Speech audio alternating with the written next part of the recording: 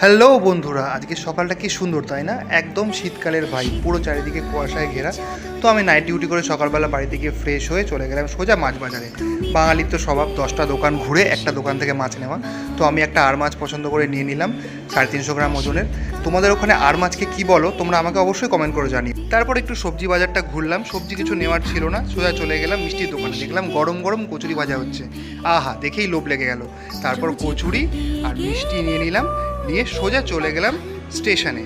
ওই দেখো ট্রেন আসছে, ওই ট্রেনে করে তোমাদের দিদিভাই আসছে। আমরা দুদিনের জন্য বাড়ি গিয়েছিলাম, আমি কালকে নাইট ডিউটি চলে এসেছিলাম, তো তোমাদের দিদিভাই আজকে সকালবেলা চলে এসছে। দেখো কি খুশি।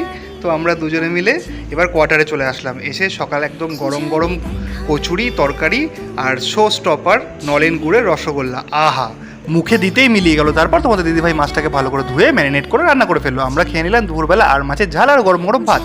তোমরা আজকে দুপুরে কী লাঞ্চ করেছো অবশ্যই কমেন্ট করে জানিও।